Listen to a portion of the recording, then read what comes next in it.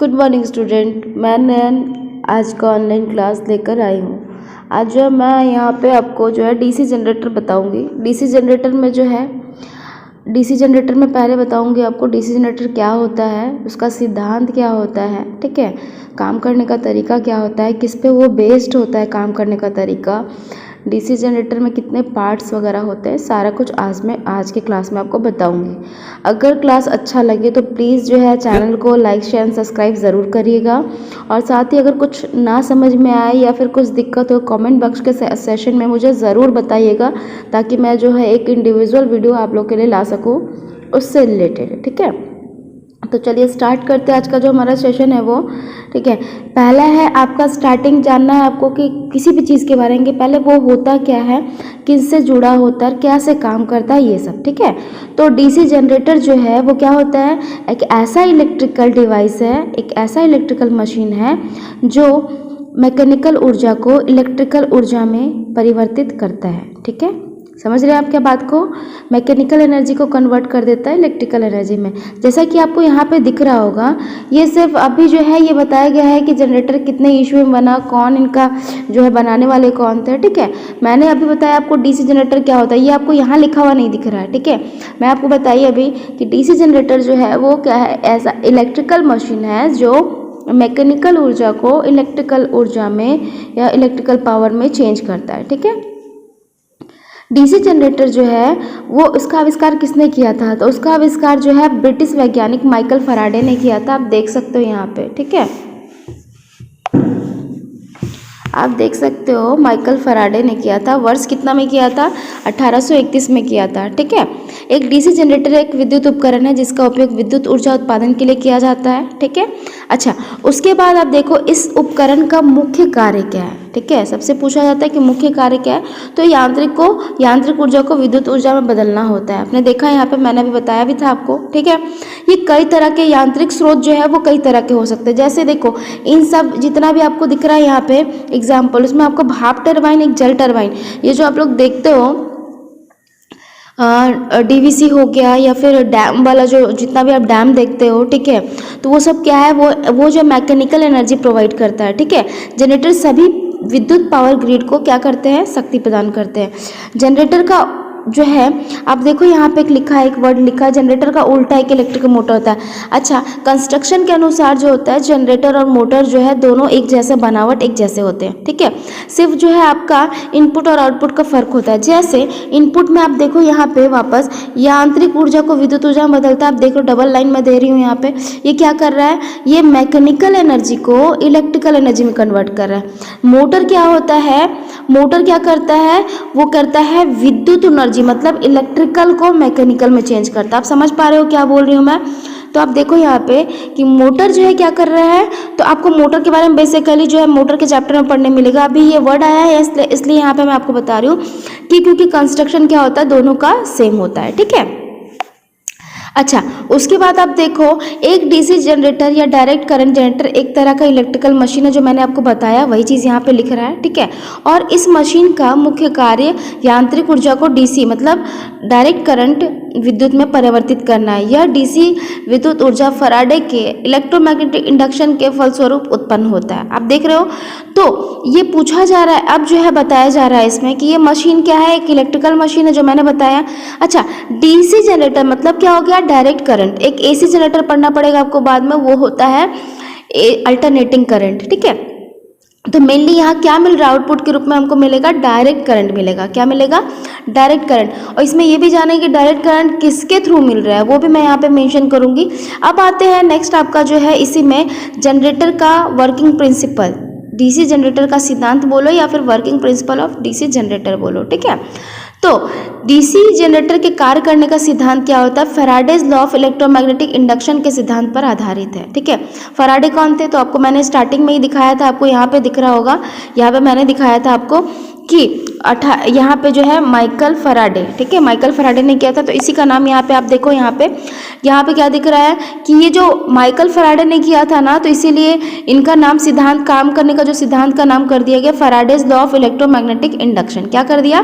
Faraday's law of electromagnetic induction. तो अभी सवाल इस तरह भी आ सकता है कि जनरेटर जो है किस सिद्धांत पर काम करता है। तो आपको पता है कि जनरेटर का आविष्कार कौन कर दिया? फैराडेज, माइकल फैराडे उनका नाम है। वो कहाँ थे? वो ब्रिटिश के वैज्ञानिक थे, ठीक है। तो ये Faraday's law of electromagnetic induction यहाँ हो गया, सिद्धांत हो गया। अब Faraday's law of magnetic induction जो है उसका दो नियम होता है, पहला नियम होता है और दूसरा नियम होता है। तो पहला नियम बोलते हैं कि जब किसी दो चुंबक के बीच में, ठीक है, जब किसी दो चुंबक के बीच में, आप यहाँ पे फिगर वाइज समझ लो, अगर ये मेरा दो चुंबक का पोल है, ठीक है, ये है मेरा नॉर्थ पोल और ये है मेरा साउथ पोल, ठीक है, इनके बीच में अगर हम एक कंडक्टर रखकर घुमाते हैं, ठीक है, अगर ये वाला पार्ट मेरा ए हुआ, ये बी, ये सी और ये डी, ठीक है, इस तरह का है। अगर ये घूमेगा, ठीक है, तो घूमेगा तो आप देखो यहाँ पे सपोज दिखा रही हूँ मैं आपको, ये जो एन से एस जो है, एन से एस बहुत सारा जो है मैग्नेटिक लाइंस ऑफ फोर्स जो है वो गुजर रहे हैं, ठीक है। जब ऐसे गुजर रहे हैं, ठीक है, तो जब गुजर रहे हैं तो क्या होगा? एट अ टाइम जब ये जो आपका कंडक्टर है, ये कंडक्टर जब मूव करेगा, ठीक है, कंडक्टर जब मूव करेगा तो ये मैग्नेटिक लाइंस ऑफ फोर्स जो ये ग्रीन दिख रहा है आपको, ये ग्रीन वाला जो वो क्या होगा? कटेगा, ठीक है। जस्ट लाइक आप समझ लो, ठीक है, जस्ट लाइक आप समझ लो इस तरह से कि जब आप किसी ने भी अगर गुड्डी के जो धागे को अगर मांझा किया है, ठीक है, तो उसमें आप देखोगे कि जब मांझा किया जाता है तो दो पोल के बीच में वो धागा को लपेट दिया जाता है। तो सपोज अगर दोनों धागा पे जो एक लकड़ी को अगर हम लकड़ी को ले जाया जाए, ठीक है, लकड़ी को ले जाया जाएगा तो क्या होगा? वहाँ पे धागा का टूटने का ये डर रहेगा या टूटेगा, ठीक है, घुमाया जाएगा बीच में। तो सेम यही प्रोसेस हम लोग कर रहे हैं। क्या इसमें कर रहे हैं कि ये मेरा नॉर्थ पोल हो गया, ये मेरा साउथ पोल हो गया, बीच में मैंने क्या किया? कंडक्टर को घुमा दिया, रोटेट करा दिया। अब जब घूमेगा, ठीक है, तो घूमेगा अगर मेरा, तो ये जो N to S जो मेरा मैग्नेटिक लाइंस ऑफ फोर्स, इसका डायरेक्शन मान लीजिए ऐसा मैंने दिखाया, ठीक है। ये जो सेकंड लॉ है वो क्या है? जब यहाँ पे जब आपका कंडक्टर घूमता है और घूमने से जो है ईएमएफ उत्पन्न होता है, वो ईएमएफ जो है वो किस पे डिपेंड करेगा? वो डिपेंड करेगा आपके टर्न्स पे, ठीक है। यहाँ लिखा हुआ भी आप देखोगे, चालक में उत्पन्न ईएमएफ का मान चालक द्वारा काटे जाने वाले फ्लक्स के समानुपाती होता है। इसका मतलब क्या है? इसका मतलब है कि आप जो है जब भी आप कंडक्टर को रोटेट करवाते हो, ठीक है, जब भी आप कंडक्टर को रोटेट करवाते हो तो जो मैग्नेटिक लाइंस ऑफ फ्लक्स होते हैं वो कटते हैं और कटने से ईएमएफ जो बनता है, ठीक है, ये तो पहला लॉ था। सेकंड लॉ बोलता है कि ये किस पर डिपेंड करेगा आखिर? तो स्पीड पर डिपेंड करेगा। कंडक्टर जितना ही स्पीड से घूमेगा उतना स्पीड से ईएमएफ मेरा फ्लक्स कटेगा और फ्लक्स कटने से मेरा क्या होगा? मैग्नेटिक लाइंस ऑफ फोर्स कटेगा और कटने से क्या होगा? मेरा ईएमएफ जनरेट होगा। सेकेंड निर्भर करता है किस पे? पहला तो आपका स्पीड हो गया, दूसरा जितना ज़्यादा मैग्नेटिक लाइंस ऑफ फोर्स होगा, मतलब मैग्नेट अच्छा होगा और मैग्नेट से निकलने वाली रेखा को क्या बोलते हैं हम लोग? फ्लक्स बोलते हैं। तो जितना ज़्यादा फ्लक्स कटेगा, जितना ज़्यादा फ्लक्स रहेगा उस पर भी डिपेंड करता है, ठीक है, और जितना स्पीड से काटेगा उस पर भी डिपेंड करता है, ठीक है। अब जो है बढ़ते हैं, आते हैं अपने डीसी जनरेटर का जो है कितना भाग होता है, ठीक है। तो डीसी जनरेटर का आप देख पा रहे होगे यहाँ पे इतने सारे भाग यहाँ पे होते हैं, ठीक है। डीसी जनरेटर में जो है क्या क्या होता है? जो एक डीसी जनरेटर का उपयोग डीसी मोटर के रूप में किया था, मैंने आपको पहले ही बताया था। तो इसके निर्माण को बिना परिवर्तित किए, मतलब क्या है, पार्ट्स वगैरह सारा चीज़ सेम रहेगा, तो हम उससे कभी भी मोटर का काम भी ले सकते हैं, जनरेटर का काम भी ले सकते हैं। बेसिकली पढ़ रहे हैं अभी जनरेटर, तो जनरेटर के बारे में ही देखेंगे, ठीक है। अभी तो फिलहाल बता रही हूँ आपको कि डीसी जो जनरेटर होता है उसमें कितने भाग होते हैं। सबसे पहला भाग जो होता है वो होता है फील्ड कॉइल, ठीक है। फर्स्ट वाला आपको दिख भी रहा होगा यहाँ पे, फील्ड कॉइल, ठीक है। सेकंड होता है मैग्नेटिक फ्रेम या योक जिसको बोलते हैं, जो ऊपरी ढांचा होता है जनरेटर का वो कहलाता है योक। थर्ड जो है वो है पोल कोर और पोल शू, ठीक है, पोल कोर और पोल शू। ये जो है आर्मेचर, फिर उसके बाद है आर्मेचर कोन, नेक्स्ट है आर्मेचर वाइंडिंग। डीसी जनरेटर में कम्यूटेटर, ये जो कम्यूटेटर है ये ज़्यादा इंपॉर्टेंट है यहाँ पे, ठीक है। एक तो कम्यूटेटर हो गया, दूसरा हो गया आर्मेचर, ठीक है। यही आर्मेचर घूमता है तो मेरा जनरेटर जो है इलेक्ट्रिकल पावर जो है, इलेक्ट्रिकल एनर्जी जो है प्रोड्यूस करता है, ठीक है। और कम्यूटेटर है तो कम्यूटेटर के कारण ही डीसी प्रोड्यूस होता है। क्या होता है? DC produce. अगर हम जनरेटर में कम्यूटेटर नहीं लगाएंगे तो वो जो मेरा आउटपुट होगा वो मेरा एसी होगा, ठीक है। आउटपुट क्या होगा? एसी होगा।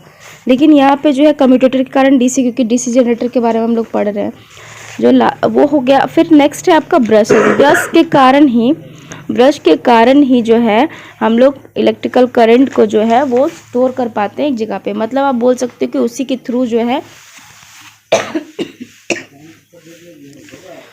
थ्रू जो है कलेक्ट किया जाता है। नेक्स्ट है एंड कवर। जो बाहरी जो है कवर होता है जिसके कारण पूरा अंदर का सारा मशीन मटेरियल जितना है वो सुरक्षित रहता है, वो किसके कारण होता है? एंड कवर के कारण। फिर नेक्स्ट आप देख पा रहे हो बियरिंग्स। बियरिंग्स का घूमने का काम होता है। शाफ्ट जो है, शाफ्ट भी घूमने का काम करता है, लेकिन शाफ्ट ये हो गया मेरा शाफ्ट।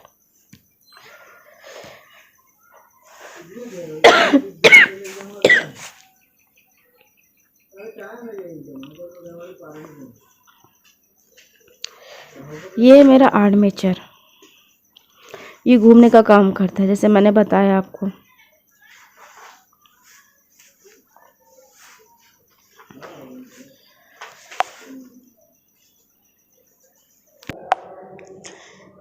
आपने देखा ये डीसी जनरेटर के इतने सारे पार्ट्स होते हैं, ठीक है।